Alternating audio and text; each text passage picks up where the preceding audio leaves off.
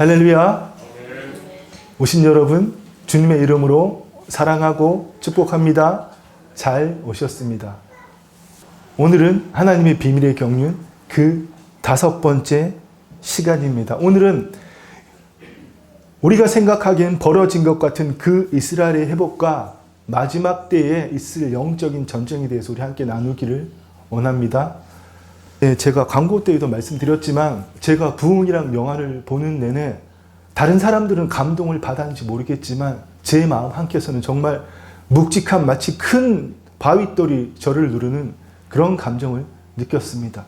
왜냐하면 우리 교회는 지난 2020년 1월 26일 날 개척 예배를 드리고 시작해서 지난 6년간, 만 6년간 정말 생존이 모든 것이었기 때문입니다. 다른 목회자들과 다른 성도들이 보기에는 정말 살아남기에 급급한 것으로 보였을지 모르겠지만 하나님께 제가 질문을 던지면서 하나님, 저희 교회는 부흥이 없는 걸까요? 살아남기에만 급급한 걸까요? 이런 질문 속에서 하나님께서 이 아름다운 사랑교회는 하나님의 비밀의 경륜 속에 당당하게 서 있다고 말씀하셨습니다. 아멘. 그렇습니다. 단지 넓은 의미의 부흥이 아니라 우리 교회가 생존한 것은 부흥의 과정이라는 그런 답을 주셨습니다. 그렇습니다. 여러분 한 사람 한 사람 안에 이 부흥의 불이 임하기를 간절히 소망하고 원합니다. 아멘. 내 1터와 3터가 바뀔 때 부흥이 일어나는 겁니다. 이 자리가 빈자리가 없어 꽉 쳐서 이 바깥에까지 줄 서서 기다리는 들어오려고 그런 것이 부흥이 될 수도 있겠지만 우리 매일의 삶이 나로 말미암아서 바뀌는 것이 바로 진정한 부흥이고 예수님 재림이 가까운 이 세상의 끝자락에 서 있는 우리의 진정한 영적인 전쟁이라고 할 수 있습니다. 아멘. 그래서 오늘은 이 하나님의 비밀의 경륜을 나누면서 우리가 보기에는 이스라엘이 버림받았다고 생각하잖아요. 그들 스스로 빌라도가 3번이나 예수님을 놓아주려고 했지만 아글아글 서면서 예수를 십자가에 못 박으라고 소리쳤던 바로 그들, 그 죄에 대한 값을, 그 핏값을 우리에게 돌리라고 소리쳤던 바로 그들은 과연 버림받았을까? 쉽게 말해서 그렇다면 과연 이스라엘을 하나님께 버림받았는가? 오늘 우리는 이런 질문 한번 가져보기를 원합니다. 여러분, 하나님은 신실하신 분이십니다. 그분은 한번 말씀하신 것을 결코 변기하지 않으시고 반드시 이루시는 분이신데 창세기 11장을 보면 우리가 지난 시간들에 계속 나누었듯이 그 11장의 사건을 모세가 성령의 감동을 받아서 그 일들을 기록할 때 뭐라고 말씀합니까? 신명기 32장에서는 창세기 11장 사건을 이렇게 말씀합니다. 지극히 높으신 자가 민족들에게 기업을 주실 때에 인족을 나누실 때에 이스라엘 자손의 수요대로 백성대로 경계를 정하셨도다. 사실은 가장 최근 사본인 1940년대에 발견된 사이 사본에서는 이스라엘 자손의 수요가 아니라 작은 알파벳 엘로힘, 분의 엘로힘, 천상에 타락한 존재들, 바로 그들을 이야기하는 하나님의 아들들의 숫자대로 백성들을 나누어 주셨다고 기록하고 있습니다. 그래서 하나님께서 하나님을 대적해서 사실은 말로는 홍수로 다신 죽지 않겠다고 탑을 쌓았지만 실상은 하나님의 보좌를 뺏어버리겠다고 하늘에 닿겠다고 탑을 쌓던 그들을 하나님께서는 마귀의 참소에 못 이겨서 다 내어주신 겁니다. 그래, 너희의 참소대로 너희가 다 통치해라. 그리고 하나님께서는 어떻게 하셨다고요? 여호와의 분깃은 자기의 백성이라 야곱은 그가 택하신 기업이라다. 오직 한 민족, 아직 태동되지도 않은 바벨탑 사건 때 아브라함도 안 태어났어요. 근데 무슨 아브라함의 손자 야곱이 어디 있습니까? 그 민족이 어디 있냔 말입니다. 하나님 근데 그들을 택하셨다는 겁니다. 이렇게 택하신 민족을 하나님께서는 과연 버리셨는가? 그렇다면 우리에겐 이런 질문이 떠오르는 거죠. 제가 속한 개혁 복음주의에서 그렇게 가리킨 대로 그렇게 목숨 걸고 지키는 대체 신학, 하나님은 이제 이스라엘을 버리고 교회를 대안으로 삼으신 것일까요? 결코 그렇지 않습니다, 여러분. 하나님께서는 바벨탑 사건 때에 야곱, 이스라엘 민족을 자신의 분깃으로 삼으셨습니다. 그 일은 결코 변개하지 않으십니다. 신명기 말씀에 뭐라고 말씀하세요? 그는 반석이시니, 그는 누구시죠? 하나님께서는. 그는 반석이시니 그가 하신 일이 완전하고 모든 길이 정의롭고 진실하고 거짓이 없으신 하나님이시니 공의로우시고 바르시도다. 또 민수기 말씀에는 더 쉽게 설명해 주십니다. 하나님은 사람이 아니시니 거짓말을 하지 않으시고 인생이 아니시니 후회가 없으시도다. 어찌 그 말씀하신 바를 행하지 않으시며 하신 말씀을 실행하지 않으시랴. 그렇습니다. 하나님의 신실하심은 우리가 감히 판단할 수 없는 겁니다. 그분의 성품 자체가 신실이십니다. 아멘. 그렇습니다. 야곱을 택하신 그 일은 변하지 않으신다는 사실입니다. 이 사실을 오늘 그래서 우리가 착각한 대로 하나님께서는 정말 이스라엘을 버리신 것일까요? 어떤 분은 하나님이 비밀의 경륜을 나누니까 왜 유럽 사람들이 유대인에게 감사하지 않고 막 죽여버리냐? 그네들이 십자가 예수님 죽여서 유럽 사람들이 예수님 하나님 믿게 됐는데 이런 말도 하시던데 그거는 하나님 말씀에 내 상상이 너무 나간 겁니다. 여러분 한번 오늘 이 질문을 한번 품어보십시오. 하나님은 정말 이스라엘을 버리신 것일까요? 예수님의 십자가 사건과 부활 이후 그들이 어떤 일을 당했습니까? 불과 몇십 년 지나지 않아서 로마의 군대가 와서 디도 장군이 와서 우리가 아는 발음으로 티투스 장군이 와서 예루살렘을 해발 800m 있는 예루살렘을 정복하기 위해서 토산을 쌓았습니다. 그것보다 해발 800m보다 더 높게 위에서 토산을 쌓아서 위에서 아래를 공격하면서 예루살렘 성을 완전히 쓸어버렸어요. 벽돌 위에 벽돌 하나도 남지 않을 만큼. 그리고 이 정말 로마의 황제에게 군대에게도 굴복하지 않은 이 지독한 정말 악독한 민족 저 세상 끝으로 그 당시의 세상 끝 이베리아 반도 스페인으로 보내버려라. 완전히 추방시켰다는 겁니다. 이 사건들을 보면 정말 하나님께서는 이스라엘을 버리신 것일까요? 그들은 심지어 교회가 이스라엘을 대체했다는 그 대체신학 그 자체인 그것을 강력하게 믿고 자라났던 히틀러. 물론 히틀러가 2차 대전을 일으켰을 때 하나님과의 온전한 관계는 있지 않았겠죠. 하나님을 믿는 그리스도인이라고 할 수는 없었겠지만 어쨌든 그가 일으킨 일 600만 명을 학살시킨 그 일을 볼 때 하나님은 정말 이스라엘을 버리신 것일까요? 그렇지 않습니다. 사도 바울은 이 말에 대해서 정답을 주십니다. 오늘 우리가 읽은 본문에 뭐라고 말씀하시죠? 그러므로 내가 말하노니 하나님이 자기 백성을 버리셨느냐? 그럴 수 없느니라. 하나님이 자기 분깃을 버리셨느냐? 그럴 수 없느니라. 분명히 말씀해 주십니다. 하나님은 이스라엘뿐만 아니라 하나님이 직접 창조하신 이 피조 세계와 세상 그 어떤 민족도 포기하지 않으십니다. 왜요? 하나님의 것이기 때문에 그 누구에게도 내어주시지 않는다는 그 말씀을 오늘 로마서 말씀에서 하시는 겁니다.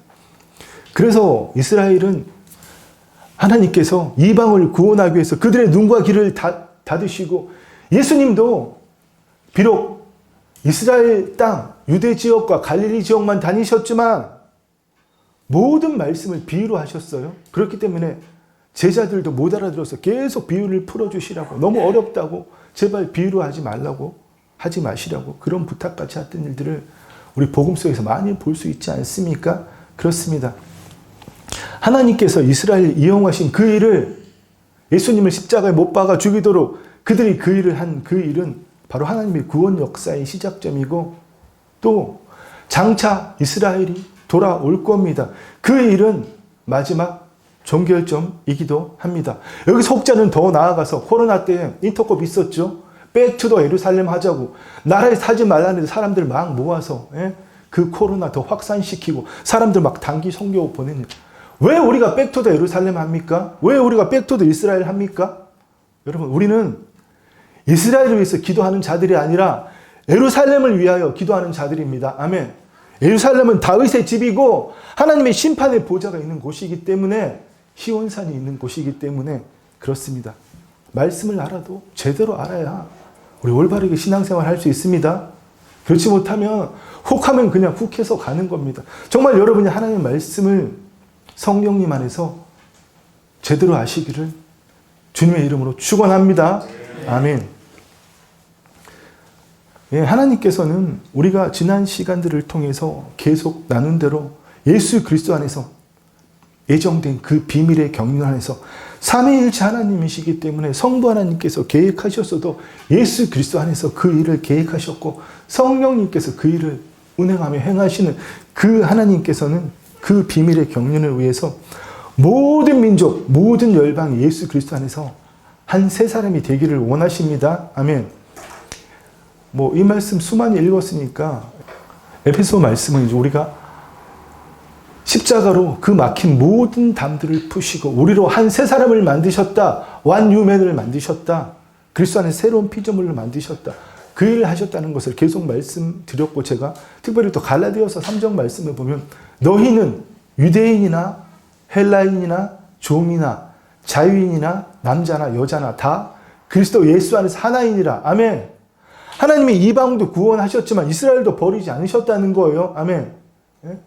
우리가 그리스도의 것이면 아브라함의 자손이다. 이스라엘만이 아브라함의 자손이 아니라 그들은 창감람나무예요. 우리가 그들에게 접붙임 받은 것 뿐입니다. 하나님의 능력으로. 그렇습니다, 여러분. 하나님의 은사와 부르심에는 후회하심이 없다고 말씀하시잖아요. 모든 열방을 부르시는 그 하나님의 구원의 계획에 후회하심이 없는데, 하물며 하나님이 바벨탑 사건 때에 택하신 야곱, 이스라엘 민족을 어떻게 버리실 수 있느냐 말입니다. 절대 버리지 않으십니다. 그렇습니다, 여러분. 예. 오늘 본문 바로 밑에 있대. 제가 오늘 다 읽으면 너무 길어서 24절까지만 본문으로 삼았는데, 바로 밑에 로마서 11장 26절 말씀부터 보면 그리하여 온 이스라엘이 구원을 받으리라.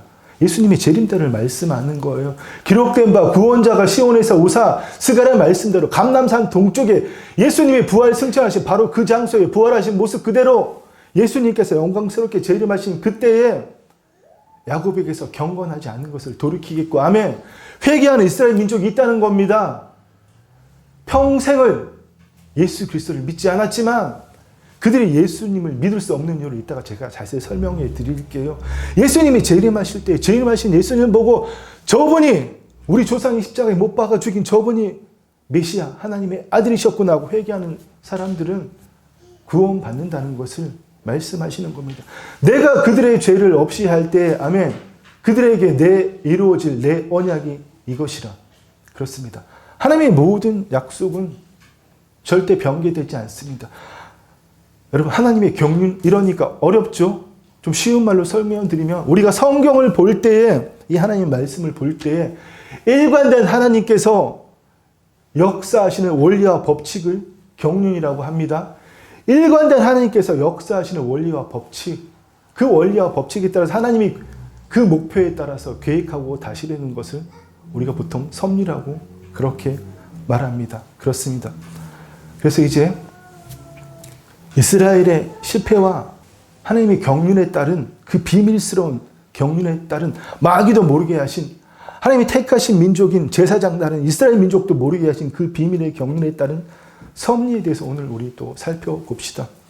이스라엘의 실패, 이스라엘의 실족이 가져온 정말 놀라운 대반전에 대해서 살펴보자는 겁니다.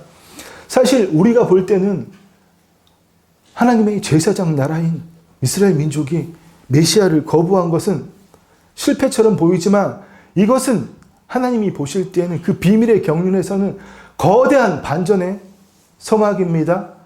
오늘 본문 말씀 11절, 12절은 이것을 명확하게 밝혀주십니다. 제가 빠르게 읽을게요. 그러므로 내가 말하노니 그들이 넘어지기까지 실족하였느니라. 그럴 수 없느니라. 그들이 넘어짐으로 구원이 이방인에게 이르러 이스라엘로 시기나게 함이니라. 아멘. 그들의 넘어짐이 다 하나님의 계획 속에 있었다는 겁니다. 아멘. 그리고 또 이어서 말씀하십니다.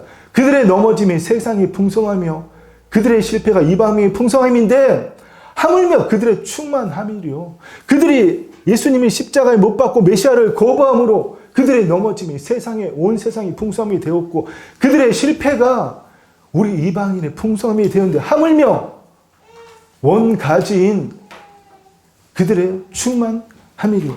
하나님께서 결코 이스라엘을 버리지 않으셨다는 것을 분명히 말씀하십니다. 지금 이 세상의 정사와 돌아가는 일들, 그 초강경 납비인 이스라엘 총리 네타냐후 같은 사람들을 볼 때 얼마나 정말 우리가 볼 땐 이해가 안 가는 테러 집단이라고, 그 중에 아이들도 있고 노약자들도 있는데 그냥 다 쓸어버리는, 우리 말고는 다 죽어도 된다고 생각하는 우리만 택한 민족이기 때문에 아직도 그렇게 하고 있는 그들을 볼 때 우리는 그들이 실패하고 넘어진 것 같지만 그들의 충만함은 하나님의 약속 위에 그대로 유효하게 남아있다는 사실입니다. 아멘. 그들의 실패는 우리 이방인에게 복음이 열리는 기회가 되었고 그들의 넘어짐 실패가 우리가 예수 그리스도 안에서 오늘 이렇게 예배드리고 새로운 피조물로서의 삶을 살 수 있는 풍성함이 되었다는 겁니다. 하나님께서는 이 이방인의 구원을 본 이스라엘로 하여금 시기심을 느껴서 다시 하나님께 돌아오게 하시려는 그런 놀라운 계획들을 하나님은 품고 계시는 겁니다. 이 계획들을 우리 하나하나 자세히 살펴볼까요? 사도행전 8장에 예루살렘 교회의 박해에 대해서 나옵니다. 스데반의 순교가 있을 때 사울은 그가 죽임 당함을 마땅히 여기더라. 그가 누구죠? 스데반. 이때까지 바울은 정말 악독한 율법주의자였습니다. 그날에 예루살렘에 있는 교회에 큰 박해가 있어 사도 외에는 다 유다와 사마리아 모든 땅으로 흩어지니라. 그렇습니다. 경건한 사람들이 스데반을 장사하고 크게 울었고 바울이 교회를 진멸할 새 각 집에 들어가 남녀를 끌어다가 옥에 넘기니라. 그러니까 다 도망갈 수밖에 없었던 거죠. 만약에 이 박해가 없었다면 초대교회는 예루살렘 교회에 예루살렘 지역을 중심으로 아주 오래 유지되었을 건데 이 박해로 말미암아서 다 흩어져서 사마리아와 각 땅에 가서 그 흩어진 사람들이 두루다니며 복음의 말씀을 전할세. 아멘. 그렇습니다. 우리가 볼 때는 이것이 박해고 교회의 위기였지만 여러분, 하나님께서는 이 교회의 박해를 사용하셔서 예수님께서 전하신 그 하나님 나라의 복음이, 하나님 통치가 다시 시작되었다는 그 복음이 예루살렘 그 땅에만 머물지 않게 하시고 예수님의 말씀대로 사마리아와 유대와 온 땅에 전해지도록 하셨습니다. 아멘. 그렇습니다. 이 일 역시도 교회를 박해한 마귀의 공격을 하나님의 승리로 바꾸시는 그 비밀의 경륜이 여러분 시작된 겁니다. 그렇습니다. 이 일은 여러분들의 인생을 돌아봐도 그런 일들이 너무 많을 겁니다. 여러분, 인생에 고난이 있을 때, 요즘은 제가 예전에 광야란 단어를 참 이렇게 선호하지 않아서 광야 이런 단어가 들어가면 아예 그런 찬양은 쳐다보지 않았거든요. 근데 신의 악단에서 부른 광야를 지나며 참 제 6년간의 인생이더라고요. 지난 6년 동안 정말 수많이 교회 문 닫을 뻔했습니다. 제가 이곳을 인수했을 때도 3개월 만에 함께하던 가정의 3분의 2가 떠나고 또 감사하게도 돌아오신 분들도 계시지만 저희 집사람부터 교회 문 닫자고 했어요. 그만하자고 이제는. 근데 저는 절대 그렇게 못한다고 했습니다. 그러면 박수칠 놈은 마귀밖에 없기 때문에 내가 왜 마귀 좋을 일을 하냐. 나는 그렇게 못하겠다고 정말 하나님 앞에서 무릎 꿇고 간절히 사실은 버틴 거죠. 근데 부흥이랑 영화를 보니까 저한테는 정말 해머로 맞은 기분이더라고요. 이들은 정말 이 거시적인 부흥만 얘기하고 이런 영화를 상영하고 선교단체에 관계자들 거기 목사님도 있고 장로님도 있고 막 나와서 인터뷰하고 그러는데 이들이 보는 개척교회는 뭐지? 대한민국 교회의 55%가 50명 미만의 작은 교회고 그 작은 교회 중에 거의 30%가 매년 문을 닫고 사라지는데 이 사람들에게는 이런 현실은 전혀 없는 건가? 그런데 또 좋은 면이 있더라고요. 왜? 이 대한민국이 정말 특별한 지역이고 하나님께서 택하신 마치 21세기에 20세기에 제사장 나라였던 세계 어느 나라에서 100만 명이 모여서 지금 아프리카에서는 300만 명도 모인다 그랬는데 1970년 여의도 집회 빌리 그레햄 목사님이 오셨을 때 지금은 여의도 공원이 되었지만 그때는 광장이었죠. 아스팔트로 포장된 엄청난 큰 광장, 국은날 때 국은날 행사하던 거기서 노숙하면서 말씀 들었잖아요. 지방에서 온 사람들은 어디 가서 뭐 지금처럼 뭐 화장실이 제대로 있겠어. 뭐가 있겠어요. 그냥 버너를 갖다가 밥 이렇게 대충 해서 먹고 그렇게 해서 버텼겠죠. 일주일을 100만 명이 그렇게 해서 기도했습니다. 아멘. 그리고 74년도에 미국의 73년도에 있었던 엑스플로 운동을 한국에서 또 가졌는데 자체 추산으로 300만 명이 모였단 말입니다. 이런 부흥이 일어나는 것은 1907년 평양 대부흥, 원상 대부흥은 둘째 치더라도 이런 부흥이 있는 날은 세계에서 없습니다. 아멘. 그리고 특별히 여러분 정말 모여서 합심 기도하는 건 주여 주여 외치면서 기도하는 것은 대한민국밖에 없단 말입니다. 그 사실을 깨닫게 되어서 너무 감사하더라고요. 아, 내가 정말 기도의 자리에서 멀어졌구나. 하나님은 우리 교회를 생존시킨 것이 아니라 부흥의 과정을 주셨구나. 힘이 있던 곳이 명확하게 잡히면서 원래 제가 그런 자리 잘 안 가거든요.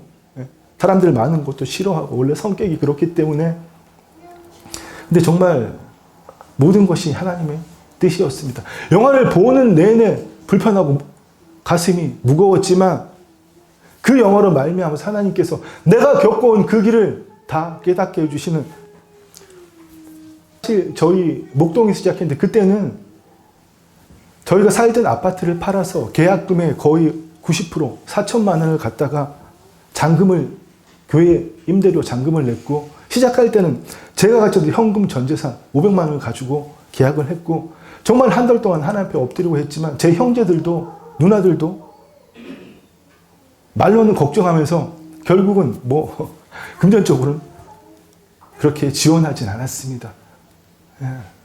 집 팔았다는 게 자랑은 아니고요, 여러분. 그렇게 정말 우리 목회자 부부의 헌신으로 세워진 교회 결코 없어질 수 없다는 것이 하나님의 계획이고 하나님의 뜻인 겁니다. 아멘. 여러분 안에는 어떤 일들이 있습니까? 살다가 좀 지치고 힘들고 사람 때문에 어려워지고 이렇게 하면 여러분 막 무너지고 그렇게 하지 마십시오. 그 고난은 결국은 내가 마귀한테 문 열었기 때문에 마귀는 합법 아니면 우리 안에서 역사 못한다고 그랬잖아요.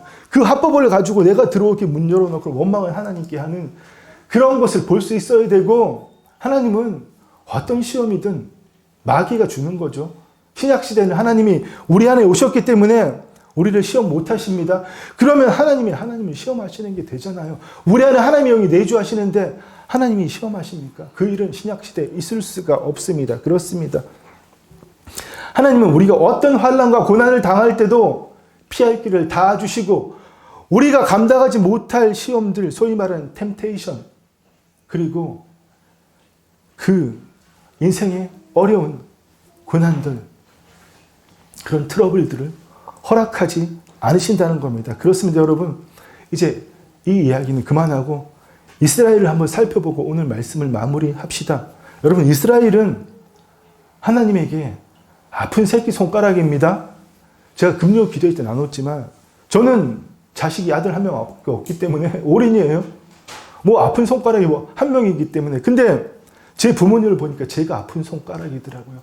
아버지가 이북에서 혼자서 가족들 다 버리고 일사후퇴 때 피난 오셔서 제 모든 친척은 북한에 살고 있습니다. 다시 볼 수 있을지 없을지는 모르겠지만 그래서 어머니 만나서 결혼하셨고 자식을 5명 놓았는데 그중에 4번째가 아들이에요. 얼마나 아버지가 좋으셨겠어요. 아버지가 형이 그래도 좀 어릴 때까지는 사업하셔서 돈을 잘 버셔서 그 당시에 60년대에 유머를 두고 키웠습니다. 뭐 모든 피아노부터 뭐 집에 뭐 얘기 들으니까 엄청 났더라고요. 저는 그런 거 구경도 못했는데. 근데 우리 아버지 49살 때 제가 태어나니 이놈의 형이 얼마나 시기가 나겠어요. 그냥 뻑하면 때리고 동생을 훈육시킨다는 이유로 제가 좀 못나게 굴기도 했지만 완전히 개구장이 그 자체였거든요. 그렇지만 어쨌든 간에 그런 저를 보면서 아버지 어머니는 아픈 손가락이 있었을 거예요. 그렇습니다. 저희 어머니는 제가 군대 가기 전에 동네에 부업하는 하나 이렇게 못 끼운 싱크대 못 끼우는 일인데 하나에 그때 당시 10원인가 10개에 10원인가 잘 모르겠어요. 10개에 100원인지 그 일을 하셨습니다. 그때 당시에 대구에 아파트가 88 올림픽 끝난 다음에 오르긴 했지만 작은 아파트 한 채 1,000만 원이 안 했거든요. 한 800만 원 좀 샀거든요. 그거 막내 아들 하나 사주겠다고 틈만 나면 그냥 제발 좀 그만하라고 저한테도 해주시게. 엄마, 나 그런 거 없을 텐데 고마워해라. 막 계속 하셨어요. 그래서 부모님한테는 제가 아픈 손가락이 아닐까. 근데 하나님한테는 이스라엘이 아픈 손가락입니다. 하나님의 장자, 제사장 나는데 불구하고 그들의 눈과 귀를 닫으셔서 그들을 이방인을 구원하는 도구로 쓰셨기 때문에 하나님 마음이 얼마나 아프셨겠어요. 그렇습니다, 여러분. 누구보다 특별히 사랑하시는 민족인데 그들이 복음을 못 알아듣게 하셨으니 하나님 입장에서는 정말 아픈 손가락 중에 아픈 손가락입니다. 그런데 마귀는 여기서 하나님의 그 마음을 건드립니다. 이제는 자기들은 예수님만 죽이면 승리할 줄 알았는데 오히려 패배했잖아요. 그래서 이제는 어떻게 해야 될 새로운 전략을 세운 것이 바로 이스라엘을 핍박하는 겁니다. 온 세계 모든 민족이 이스라엘을 박해하도록 만들어서 하나님의 마음을 찢어지게 하고 결국은 하나님의 구원 계획, 이스라엘을 버린 것처럼 만드는 그 일을 했다는 겁니다. 그래서 지난 2000년 동안 기독교라는 이름으로 얼마나 엄청난 박해가 있었습니까? 물론 마귀가 다 조종한 거지만 먼저 십자군 전쟁 1096년에 1차 파병에 있을 때 정규군 제후 십자군과 민간인 십자군이 있었습니다. 이 민간인 십자군 중에 에뮤크라는 백작이 이끄는 하급 기사와 농민으로 구성된 이 용병 부대는 야 우리 저기 가서 예루살렘으로 가서 이슬람 사람들 다 이겨도 죽기 전에 우리 땅에 있는 불신자들부터 죽이자 하면서 독일 라인강 유역을 다니면서 보름스에선 800명, 마인츠에선 1000명을 그냥 학살해버리는 단지 유대인이란 이유로. 그래서 이 유대인들이 십자군이 오기 전에 막 자살하고 그랬습니다. 그들에게 끔찍하게 죽고 예수 그리스도를 믿으라고 반강제적인 개종, 그 강요를 당하기 전에 그냥 자살하는 것이 그들의 미덕이었던 그 일을 그들이 자행했다는 겁니다. 그뿐입니까? 유럽 각 지역, 특히 스페인에서는 종교 재판을 열어서 카톨릭의 이름으로 유대인들의 개종을 강요하고 거부하는 일들을 화형대에서 그냥 불태워 죽여버렸습니다.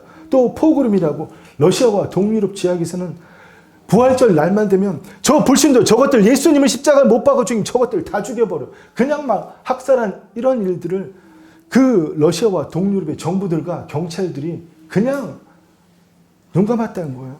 마지막으로 여러분, 우리가 잘 아는 홀로코스트 2차 세계대전 당시 600만 명이 가스실에서 학살당하지 않습니까? 이때 유럽의 모든 교회는 침묵했습니다. 근데 유대인들이 죽으면서 이런 문구를 보았다고 해요. 나치 침대 그 장교들의 벨트에 독일어로 Gott mit uns, 하나님이 우리와 함께. 아니, 우리를 가스실에 죽이는데 벨트에는 Gott mit uns, 하나님이 우리와 함께. 이런 글씨를 보고 죽었으니 그 말을 전해든 유대인 후손들은 이빨을 갈지 않겠습니까? 예수님을 믿을 수가 없는 거예요. 이런 입장에서 그들이 예수 그리스도를 믿으면 조국의 매국노가 되는 겁니다. 조상을 팔아치우는 그런 사람들이 된다는 거예요. 왜 이제 이스라엘 사람들이 아직도 예수님을 그렇게 믿지 않는지 여러분 정확하게 아시겠죠?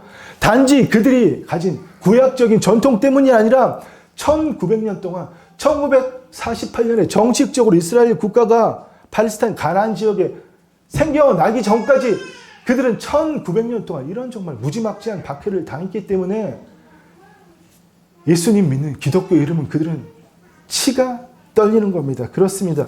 그렇기 때문에 지금 5만 명이 시작한 나라가 몇십 년 만에 지금 이스라엘 인구가 한 1000만 명 된다고 하는데 그 중에 예수 그리스도 믿는 자들이 있습니다. 이들을 메시아닉 주라고 하는데 그들은 지금 유대 이스라엘 사람들에게 민족적인 매국노처럼 보일 수밖에 없다는 겁니다. 그래서 지금도 이스라엘 정부가 이 메시아닉 주를 박해하는 거 눈 감아요. 경찰이 관여하지 않아요. 길 가다가 그냥 메시아닉 주 박해하고 소리치고 돌 던지고 폭력 행사에도 경찰들이 묵인해 준다는 그런 이야기입니다. 그렇습니다, 여러분. 그 이유는 2000년 동안 이 대체 신학으로 말미암아서 고통받았던 그 고통에 대한 거부의 역사이기 때문입니다.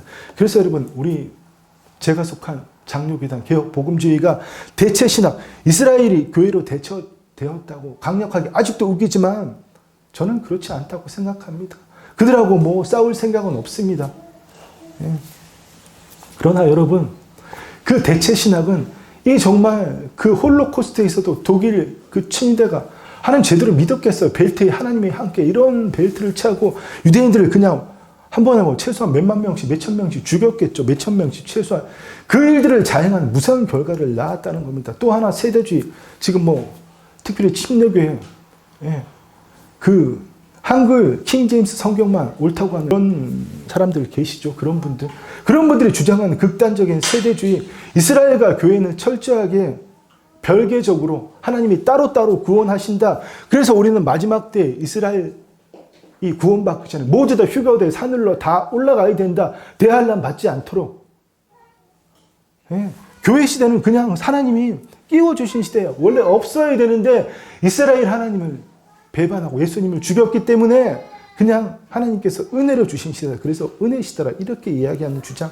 대체 신학도 세대 신학도 모두 성경의 통합적인 비전을 뭡니까? 유대인과 이방이 한 세 사람이 되게 하신다는 그 일을 깨트리는 극단적인 신학들입니다. 여러분 어디에도 치우치지 않으시기를 축원합니다. 아멘. 내 말씀의 결론을 맺겠습니다. 그렇습니다. 오늘 여러분 우리 본문 말씀처럼 이스라엘은 반드시 돌아옵니다. 형제들아 너희가 지혜 있다고 하면서 신비를 모르기를 원하지 않는다. 너희의 이방인의 충만한 수가 찰 때까지 이스라엘은 우둔하게 된 것이다. 때가 되면 반드시 예수님께서 오신다. 그렇습니다.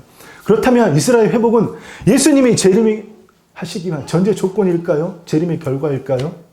당연히 재림의 결과죠. 어떻게 그런 게 사람의 역사가 전제 조건이 될 수가 있어요?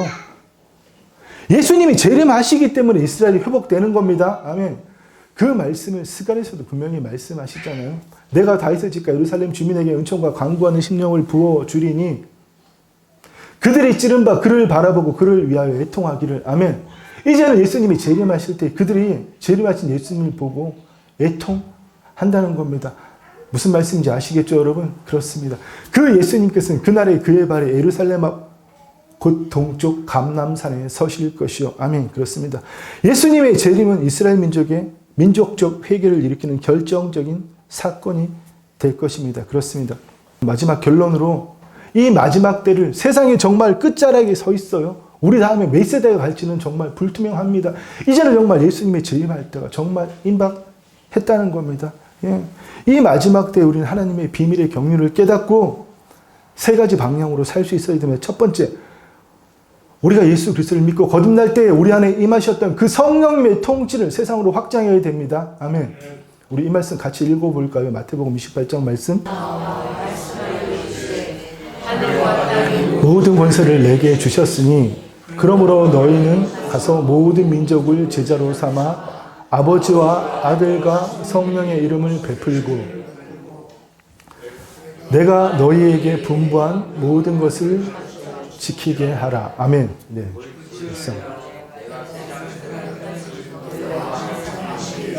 그렇습니다. 아멘. 여러분, 우리는 이 말씀대로 말씀만 전하고 교회만 세우는 게 아니라 문화까지도 바꿔버리는 말씀과 능력이 균형 있게 역사하는 그런 일들을 우리의 삶의 터전에서 실현해야 됩니다. 언제까지요? 이방인의 충만한 수가 채워질 때까지, 주님이 재림하실 그때까지. 아멘. 두 번째로 우리 예루살렘을 위해서 기도해야 됩니다. 예루살렘은 단지 이스라엘 민족이 아니라 다윗의 집, 하나님의 보좌가 있는 곳, 심판의 보좌가 있는 곳입니다. 아멘. 그 시온산을 위해서 우리는 기도할 수 있어야 됩니다. 마지막 세 번째로 거주하시는 왕국. 장차 하나님께서 예수님 재림 때에 그 미래적 천년의 하나님 나라 뒤에, 천년왕국 뒤에, 백과자 심판 뒤에 가지고 내려오실 새하늘 그 새 땅, 새 예루살렘 성을 바라보며 이제는 우리 안에 내주하시는 걸 넘어서 온 시공간, 온 우주를 통치하시는 그 왕국을 바라볼 수 있어야 됩니다. 아멘. 예, 또 내가 보면 거룩한 성 새 예루살렘에 하나님께로부터 내려오니 아멘. 예, 뭐라고 말씀하세요? 내가 들으니 보좌에서 큰 음성이 나서 이르되 보라. 하나님의 장막이 사람들과 함께 있음에 아멘. 하나님이 이 시공간의 영이신 하나님이 장막을 펼치시겠다는 거예요. 에덴 동산에서 그 일을 하시려고 했는데 아담과 하와가 실패해 버렸기 때문에 하나님께서는 마귀의 그 끈질긴 반역에도 포기하지 않으시고 저 요한계시록을 바라보시면서 마침내 이 일을 이루신다는 것입니다. 아멘.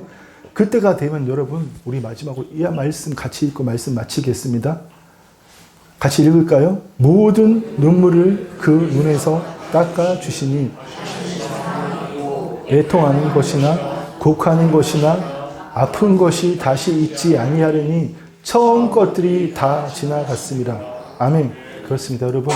우리는 이 영원한 하나님이 거주하시는 왕국을, 하나님의 장막을 바라보면서 정말 단지 예수님 믿는 종교적인 삶을 사는 사람이 아니라 하나님의 비밀의 경륜을 깨닫고 마귀의 전력을 내 매일의 삶에서 무너뜨리고 온 세상에 하나님의 영광을 나타내는 이 정말 우리가 보기에는 저주받고 멸망받을 것 같은 이 온 세상을 우리에게 주신 생수의 강을 통해서 새롭게 하는 주의 자녀의 삶을 살아야 됩니다. 아멘. 저 여러분 모두 주님 오시는 그날까지 그 삶을 살기를 간절히 소망하고 원합니다. 아멘. 기도하겠습니다. 주님 감사합니다. 아버지 하나님, 하나님께서는 결코 이스라엘을 버리지 않으셨고 우리는 더더욱 그러합니다. 우리가 살아있을 때까지, 우리의 호흡이 있을 때까지 하나님께서는 계속 우리에게 기회를 주시면서 그리스도의 정결한 신부의 삶을 살기를 원하는데 주여 아버지 하나님, 우리는 이 겉사람이 날마다 나를 주장함으로 여전히 세상에서 듣고 보건 대로 말하고 느끼고 아버지 살아가고 있음을 주 예수 그리스도는 회개합니다. 이제는 주님, 날마다 영으로서 몸의 행실을 죽임으로써 하나님께서 나를 통해서 역사하시는 내 말이 하나님의 영광이 되고 내 인생이 하나님의 비밀의 경륜을 이루는 역사의 한 페이지가 되는 하나님의 향기가 되는 그 매일의 삶을 소망하고 원합니다. 주님, 오늘 함께 사랑하는 주의 자녀들 모두 그 삶을 살고 주 옆에 설 때에 하나님이 정말 버선발로 뛰어나오시며 우리를 얼싸안고 기뻐하시는 그 매일의 삶을 살아가게 하옵소서.